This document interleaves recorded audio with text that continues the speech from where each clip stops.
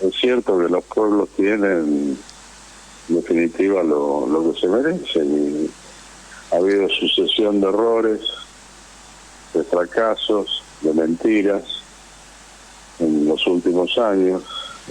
Eso fue generando una frustración en la sociedad.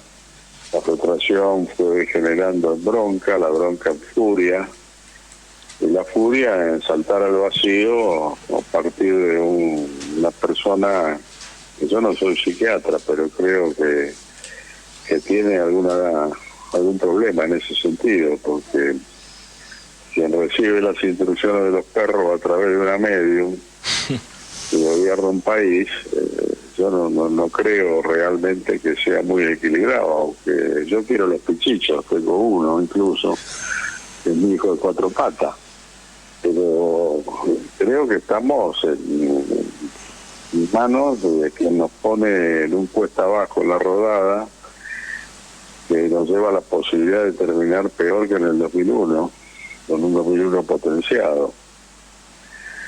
Y bueno, habrá que ver cómo se sale después de esto. Creo que la gente paulatinamente va despertando y creo que un posible 2001 potenciado va a surgir de aquellos que paulatinamente se van dando cuenta de que aquello que votaron es una nueva y más grande frustración.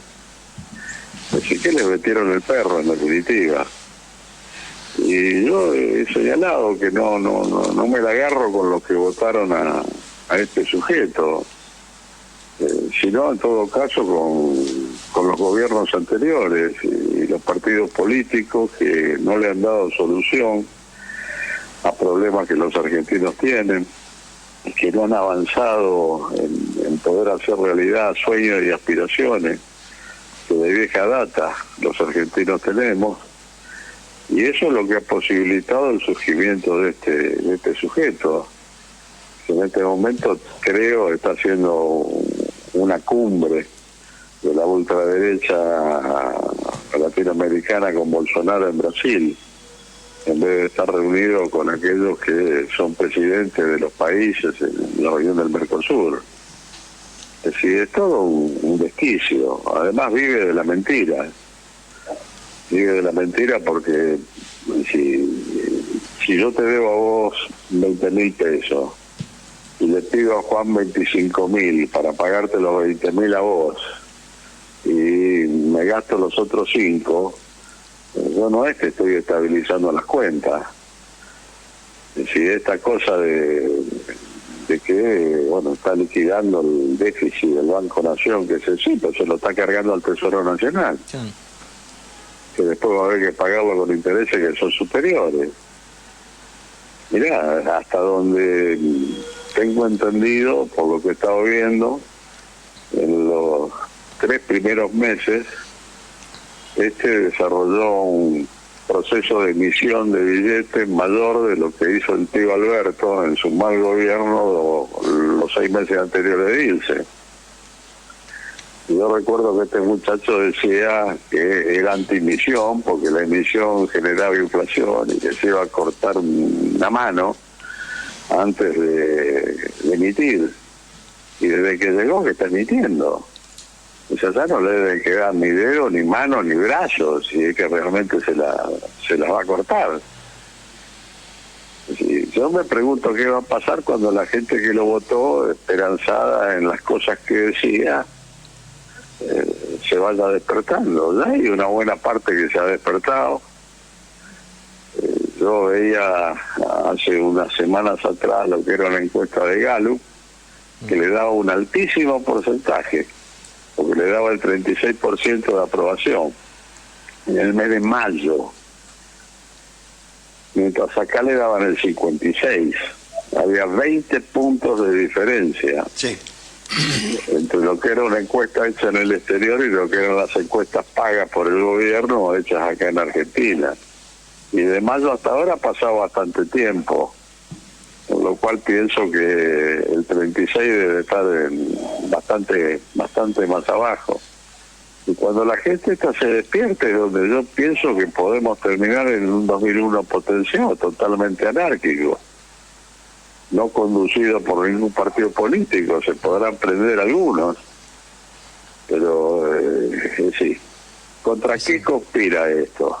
Conspira contra la clase media, contra los trabajadores, contra los jubilados. Esto va en detrimento de una salud que realmente sirva, de una educación que la soñamos de excelencia y va para atrás. Es decir, realmente nos va a dejar en una situación muy jodida este muchacho. Ya no solo es que hasta luego con el artículo 29 de la Constitución Nacional de Delegación de Poderes, ya hemos visto cómo tal vez algunos de la buena fe y otros de la mala fe, pero en la historia van a quedar todos pegados, no va a haber diferencia entre buena fe y mala fe. Le posibilitaron a este muchacho esa delegación de poderes que la misma Constitución en el artículo 29 te prohíbe. Vos sabés, Changi, ahora que con el... te corto ahí porque hace un par de meses hicimos una entrevista a una enorme periodista española y dijo algo que va en línea con lo que estás diciendo. Decía, quien pacte con la ultraderecha va a terminar absorbido por la ultraderecha. Y es parecido a lo que estás diciendo, ¿no? Mirá, incluso con el asunto del RIGI, otro artículo de la Constitución Nacional, que todos somos iguales frente a la ley, olvídate. Porque las empresas extranjeras que vengan a llevarse el litio, el cobre, el oro, la plata, el petróleo, el gas, lo que no sea de este país, lo va a hacer con privilegios que no tienen ni las pymes ni las grandes empresas nacionales. Los tipos van a llegar sin impuestos, los de acá van a pagar impuestos, los que vienen se la pueden llevar todas. Sí, es todo un disparate, realmente es todo un disparate. Changi, por eso te digo que en algún momento se despierta, y cuando se despierte la gente y se den cuenta que lo van a agarrar de pelotudo, bueno, si venían con bronca y con furia por lo de antes, yo no quiero pensar la furia que van a tener a medida que vayan despertando. Changi, ¿cómo te va? Raúl Varela te saluda. ¿Y qué hacemos con el radicalismo? Parecería que es, lo digo como con profunda preocupación por mis orígenes, por mi militancia, ¿no? Parece que estamos caminando una lenta agonía desde la Convención de Gualeguaychú. ¿Y se puede recuperar el radicalismo? ¿Podemos volver a retomar esa senda de la causa de los desposeídos, de un partido nacional, popular, de masas? ¿O definitivamente hay que hacer algo distinto porque el radicalismo giró tanto a la derecha que es irrecuperable? Ya, yo creo que es una necesidad del país, de que el radicalismo vuelva por su viejo cauce, retome sus banderas nacionales, populares, y le dé una alternativa que la sociedad argentina no tiene. Este es un partido que nació con una concepción ético-moral de la política que nos diferenció de otros partidos que podían levantar banderas en algunos casos parecidas. Pero en el caso nuestro, si el camino no era ético-moral para lograr el fin del poder, que se pierda en el gobierno procesarlo en los principios. Es un partido que entendió desde su fundación que con corrupción es imposible desarrollar un modelo de izquierda, de centro o de derecha. Todo fracasa si hay corrupción. Lamentablemente ya desde hace tanto tiempo que tenemos corrupción en el país, que es como que se la ha tomado como una cosa normal, natural y común por gran parte de la ciudadanía. Y ya saber que tenés corrupción no te mueve un pelo. Y ahora vamos a tener un nuevo elemento para ver, están en alguna medida, quien más, quien menos, con los dedos en el enchufe, con la designación del hijo. Claro. Si vos tenés, que si la última garantía que tiene la ciudadanía es el Poder Judicial. Si vos tenés república cuando tenés división de poderes, se hizo la del 94, la reforma constitucional del 94, con la idea de Alfonsín de limitar los poderes del Ejecutivo, reforzando básicamente el poder del Congreso. Y una cosa es el deseo que había, y otra cosa es lo que en los hechos está pasando.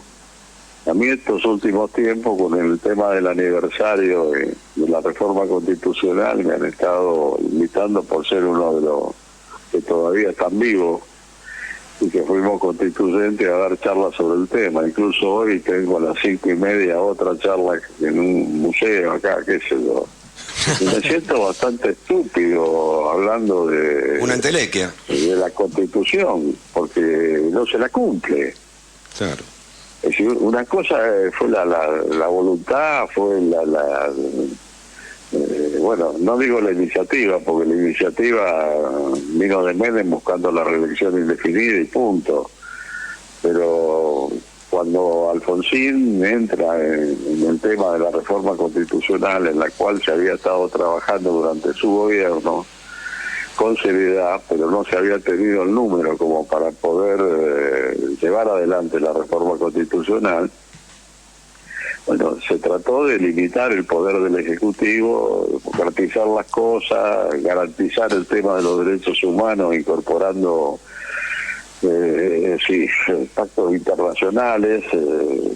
Yo recuerdo que Alfonsín en su momento me dijo, con que el pacto de San José de Costa Rica se incorpora a la Constitución, me doy por hecho. Y se incorporaron muchas más cosas. Pero bueno, así estamos. Si lo ponen al hijo, fíjense quiénes son los que van a votar. No podría salir jamás. Con la presencia en el Congreso que tiene la Libertad Avanza, jamás puede llegar a poner un juez que necesita los 2/3 de los votos. Para tener los 2/3 de los votos, vos tenés que tener partidos que tienen muchos diputados, muchos senadores que terminen votando. Y aquel que vote porque tiene los dedos en el enchufe, porque realmente está sucio, porque sabe y tiene arreglado de que con el tema del hijo, que es un dormidor de expedientes, cantando la rorró, o de sacar conejos de la galera, le va a servir para no terminar en cana.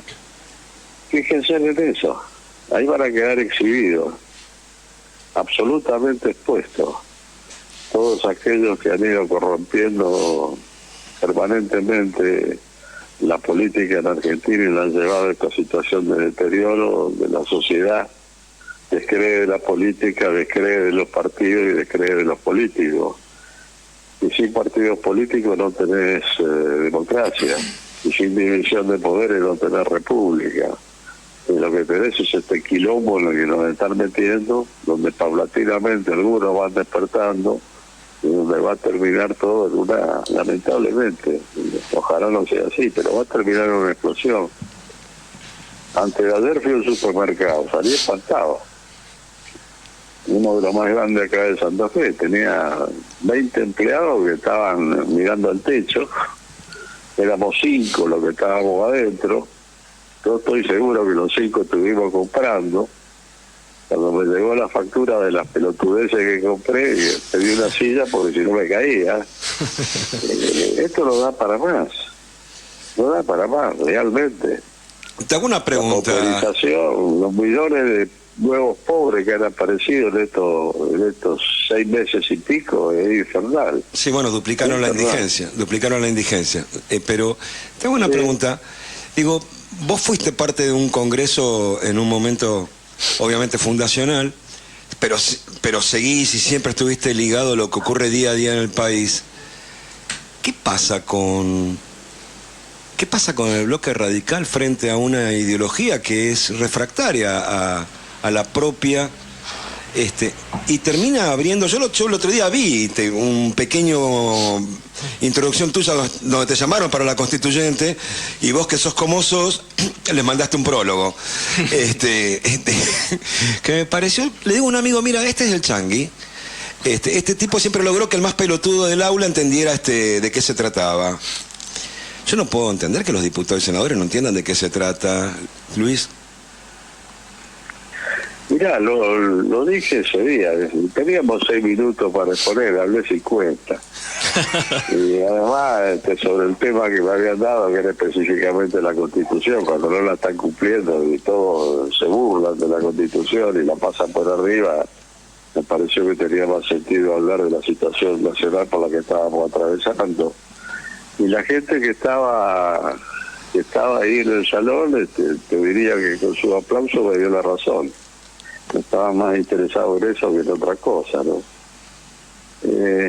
Yo quiero creer en la buena fe de aquellos que se equivocan, pero te repito algo que dije al principio. La historia no va a diferenciar entre que lo hizo a conciencia y entre el que obró de buena fe pensando que había que darle las herramientas para que hiciera lo que tenía que hacer, lo que él decía que tenía que hacer, etcétera, etcétera. Yo creo que eso es una torpeza total, porque si lo que el muchacho que recibe las órdenes del perro muerto lo que quiere hacer lo dice que es un topo dentro del Estado para destruir el Estado, dice que hay que terminar con los partidos políticos, aunque él está armando un partido político. Correcto. Son todas incongruencias, pero si este tipo que plantea este tipo de cuestiones le queda a los partidos, le queda a la democracia, en la división de poderes al carajo, porque facultades extraordinarias, me pide un revólver cargado porque me va a matar, y yo como un pelotudo voy y le doy el revólver cargado y le digo dale con confianza que tiene bala, y el tipo me pega un tiro en la cabeza. Después cuando esté tocando el arpa arriba o abajo, no sé dónde demonio, es como que aparece el pelotudo que dice, el tipo cumple con lo que dice, cumple con lo que dice, me liquidó.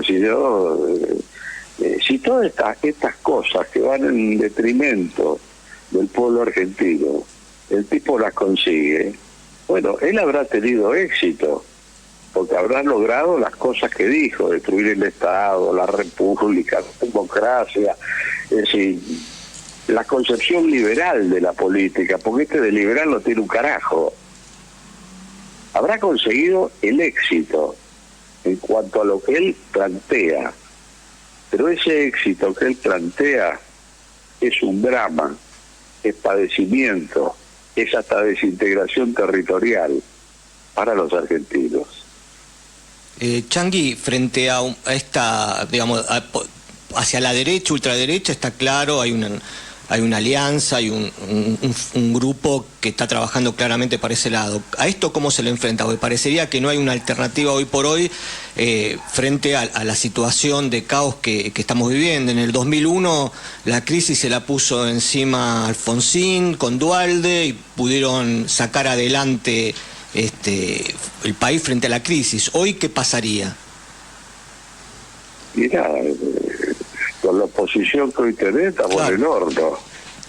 Estás en el horno con el gobierno que tenés y estás en el horno con la oposición que tenés.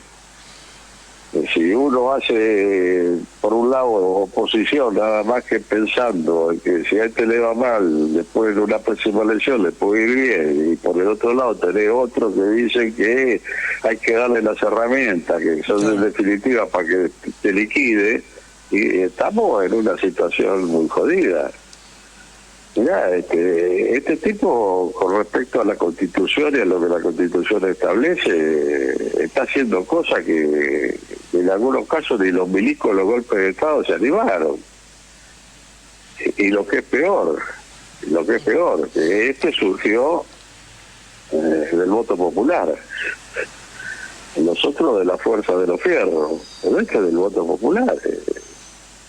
Somos un país muy extraño, somos un país que potencialmente tenemos de todo, no solo riqueza mineral, no solo una pampa fértil, no solo un mar, digamos, también fértil, aunque lo saquean permanentemente y no tenés ni cómo cuidarlo a esta altura del partido, ni tenés recursos humanos como para tirar para arriba.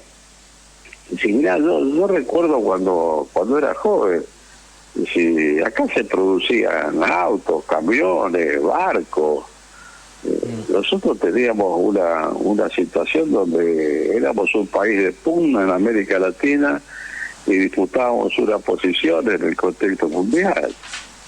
Y con perdón de la expresión, hoy pasamos a ser una cagada. ¿Y a quién le vamos a atribuir esto? Asumamos las responsabilidades, porque cada uno tiene una cuota de responsabilidad. Y yo no le veo ni predisposición es decir, a los que han tenido, quien más, quien menos, una cuota de responsabilidad en esto, de mirarse hacia adentro y hacerse una autocrítica para corregir lo que puedan haber sido errores que cometieron en el pasado. Es una situación difícil, muy complicada. Por eso yo creo que Argentina necesita de un radicalismo, pero de un radicalismo en serio. No esta caricatura que tenemos de partido en los últimos tiempos, que hace 20 años que no me da la posibilidad de hacer campaña para un candidato a presidente radical. Y tratando de ganar, aunque se pierda, o lo que demonios sea. Pero levantando las banderas del radicalismo, las banderas nacionales, populares, que dieron origen a este partido.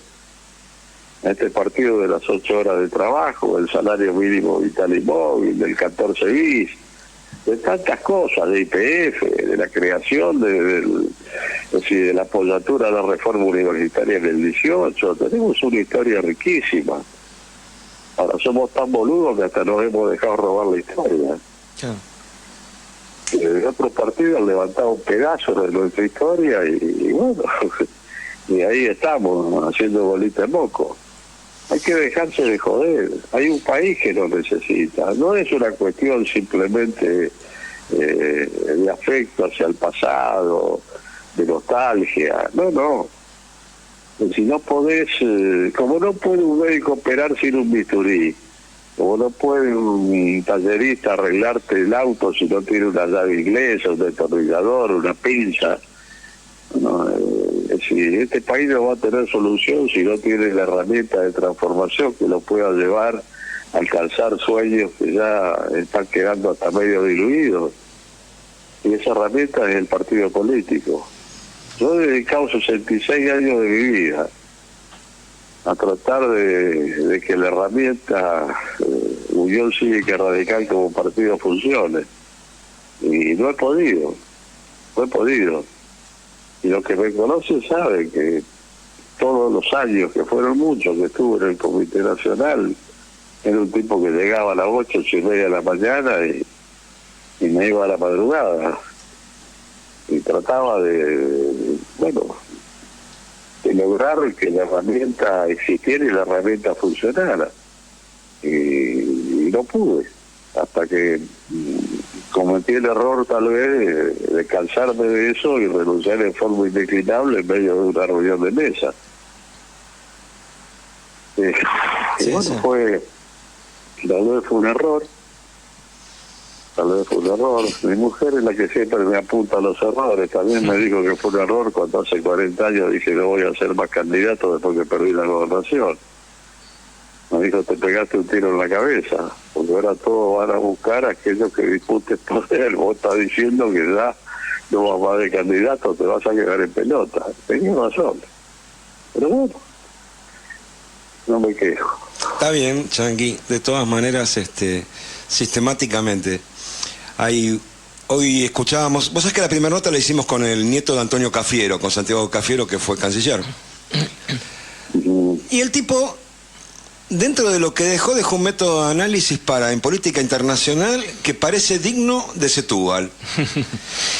Hablando de las barbaridades que hace este gobierno internacionalmente, Colombia, México, Francia, España, la China y donde se te ocurra, insultando a mí mismo, dice, ¿cuál es el beneficio de hacer eso? Decía el tipo. La Argentina en política internacional debe medir el beneficio de las cosas.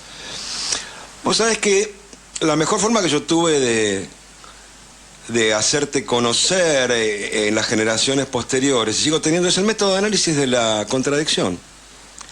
Es tan fácil cuando vos te parás de un lado, saber qué es lo que te queda enfrente, que yo creo que ahí está la victoria de tu generación. Yo lo miro de esta manera. Ustedes Pero... fueron patriotas y tenían un rol en ese patriotismo, en ese proyecto de país. Por mil razones de consolidar la democracia, por el costo que tuvo, etcétera, tuvo caminos. Yo lo que noto hoy día, porque los veo y los escucho, que muchísimos diputados que ocupan bancas que vos ocupaste, no tienen ese método de análisis. Carecen de él. Mira, en la época de juventud, nos resultó por la situación del país más fácil señalar lo que teníamos enfrente. Cuando fue el golpe de Estado, y me refiero al golpe de Estado del 73, no del 63, en el 63 fue una cosa realmente increíble. Una Argentina en despegue, una Argentina en desarrollo, una Argentina con un 10% de crecimiento anual del PBI, para ser puntual más del 10 el primer año, el 9,1 el segundo año, se crecía a tasa china, etcétera, etcétera. Reconocido, es decir, desde otros países, la época, reconocido por Leluar, que dijo que la época de oro de la educación, de las artes y de la ciencia fue el breve interregno del periodo del gobierno de don Arturo Vilia. Salario mínimo vital y móvil, haciendo realidad el 14 bis de la Constitución, 23% sí, con la aspiración de llegar al 25%, que no pudo por el golpe de Estado, a la educación, los estudiantes con el presupuesto más alto de la historia argentina, haciendo el quilombo al viejo, los trabajadores con el salario mínimo vital y móvil, 12.000 tomas de fábrica, quilombo todos los días, paro, etcétera, etcétera. Terminamos yéndolo a la mierda. Y te insisto, es cierto que los países tienen los gobiernos que se merecen. Posteriormente, bueno, se sale de toda esta novela en una situación distinta, en un contexto distinto.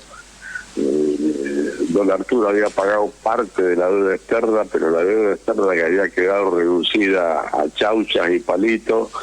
Cuando Alfonsín llega ya estábamos hablando de 45.000 millones con 0 pesos en el Banco Central, con lo cual sí, las limitaciones que tuvo fueron realmente enormes, en otro contexto.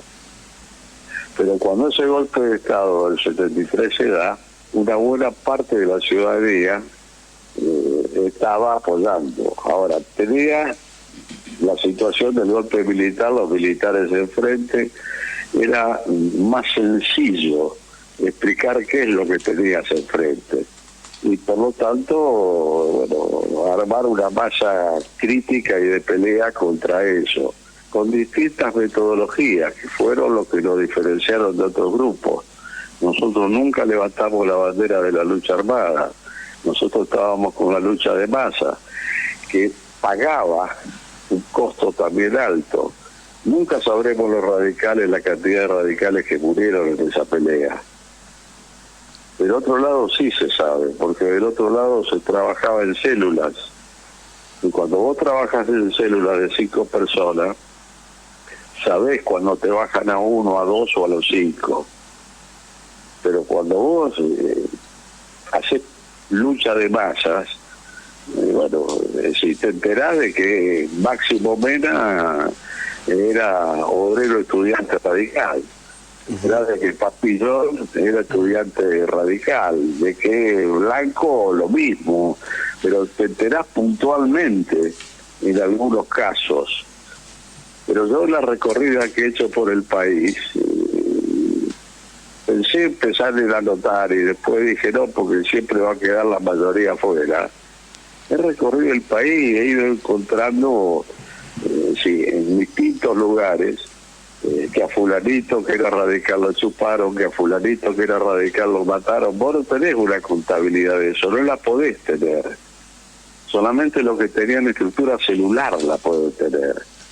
Entonces vos te quedás con el tema de que, bueno, que Russo Caracachó, que Rodríguez Araya, que Pisarello, que, es decir, cosas muy puntuales porque era gente conocida, o los que no eran conocidos porque fueron los primeros muertos, que fueron radicales. Entonces, ahora surgió del voto popular. Eso te lo hace más complejo al tema. Te hace más complejo el tema porque el tipo surge del voto popular. Ahora está sufriendo un desgaste paulatinamente. Dije, ahora, le metió en la cabeza de entrada lo que era cierto, estábamos hechos pelota. Por lo tanto, sí, iba a haber un periodo de sacrificio, pero después iba a venir la reactivación. Ahora, con el periodo de sacrificio se la vienen bancando. Ahora, la reactivación no llega, ni por el camino que va a llegar en la recontraputa vida. Claro. Y esto va generando un despertar, pero es un despertar paulatino y progresivo. Chanqui, como para cerrar, así no te tomamos más tiempo, vos sos santafesino y no sé si podés dar alguna reflexión sobre cómo estás analizando el gobierno de Puyaro. Mirá, Puyaro viene de la militancia juvenil del radicalismo, yo lo conozco desde muy jovencito, a él y al grupo íntimo de él. Si es la última juventud radical que admito haber formado, de las varias generaciones en donde fui formando juventud. Sí, realmente sí, tiene esas cosas de la vieja guardia, tiene un cohete en el trasero, recorre, se mata laburando, tiene contacto directo con la gente. Si mi redes ni un carajo, está en el cara a cara, está en el caminar. Ahora, hay algo que tenemos que entender también, y en eso tenemos que flexibilizar un poco el juicio de valor que hagamos. Si una cosa es la ética de las convicciones, cuando se está en el combate, bueno, la tenés clara y le das para ahí y al carajo con todo, pero que a veces entra en algunos puntos de colisión con la ética de la responsabilidad cuando llegás a un ejecutivo. Y ahí tenés que hacer equilibrio, porque vos tenés una responsabilidad con la gente que te votó, con la gente a nivel nacional, si la cosa es presidencial, o en la provincia, o en el municipio, si lo que sos intendente. Y el intendente no puede romper relaciones con el gobernador porque lo matan, y tampoco puede hacer una ruptura bruta de relaciones si es gobernador con el presidente porque te asfixian. Y entonces tenés que mantener tus convicciones. Ahora tenés que hacer equilibrio con la necesidad de que la gente de tu ciudad o la gente de tu provincia no termine pagando un costo altísimo por la actitud que vos tomás. Y bueno, tengo que apostar a la habilidad de equilibrio que entre la ética de las convicciones y la ética de la responsabilidad tiene Maxi Puyaro en este momento como gobernador de Santa Fe. Yo he apostado fichas ahí. Yo hacía mucho tiempo que no militaba en Santa Fe, recorría el país, hacía lo que podía, ayudaba donde me llamaban, pero Santa Fe me dolía mucho. Y es decir, lo que era el viejo grupo que me llevó a sacar 800.000 votos en el año 1985, una cosa si se quiere inédita, ahí era nada más que Unión Cívica Radical y no había alianza, no había un pito, que hacía que pudiera llenar un estadio pegando 2 gritos. Bueno, eso después se fue paulatinamente al carajo porque me aplicaron todos los correctivos necesarios del poder internacional, nacional, etcétera, etcétera, para hacerme boca. Y la verdad que lo fueron consiguiendo, son efectivos los muchachos. Cuando vos, todos los días, desde todos los medios de difusión, te aplican un correctivo, bueno, terminás siendo una porquería. Y terminás perdiendo una cantidad de votos en el camino y a los 2 años decir qué carajo pasó, si si acá sacaba el 70%, como Corro puede ser que ahora saque el 38 o el 42, no sé qué carajo. Y bueno, y esas cosas son las que me llevaron a decir no soy más candidato porque no quiero ser una carga para mi partido. Con Galicia y mi mujer que me decía, metiste la pata. Por eso decir que no vas a disputar más poder. Y ahora estoy en una situación donde la cabeza me funciona bien, el físico no es el toro que era antes, por lo tanto ya no es solo una decisión política que tuve hace 40 años atrás de no ser más candidato, sino que soy absolutamente consciente que el físico ya no me da para hacer lo que tendría que hacer un candidato y después estar en función del gobierno. Por lo tanto, laburo como he laburado siempre, por la pata y la bandera, tratando de que se pueda vivir mejor en este país, de que se entienda que hay que erradicar la corrupción, que se entienda que con corrupción no hay proyecto de centro, de izquierda, de derecha que pueda llegar a subsistir, que se entienda en el caso del radicalismo que salvo los que sacaron el pie del plato hay que garantizar unidad y claridad de objetivos, que hay que saber de dónde se viene, pero también hay que tener muy en claro cuál es la realidad que tenés que cambiar y sobre qué estás parado, y muy en claro hacia dónde querés ir. Y bueno, si lográs este tipo de cosas, te planteás desde la unidad del partido, la unidad con los parecidos, y a partir de la unidad con los parecidos, si ganaste la responsabilidad de enderezar el país, vas a tener que buscar puntos de contacto con los que piensan o han actuado distintos, porque es la única manera de poder fijar y establecer determinados puntos, sean 4, sean 5, que se definan como política de Estado, de manera tal de que esté quien esté, todos en esos 4 o 5 puntos van a empujar en la misma dirección. Eso te endereza el país, eso atrasadamente te vuelve a abrir las puertas de un desarrollo, caso contrario nos vamos definitivamente al carajo y ni siquiera tenemos la seguridad de que se pueda mantener la integridad territorial. Te mandamos un cariño grande, Changuí. Hablamos en breve. Fue un placer tenerte este sábado con nosotros. Un abrazo para vos y un saludo para tu audiencia.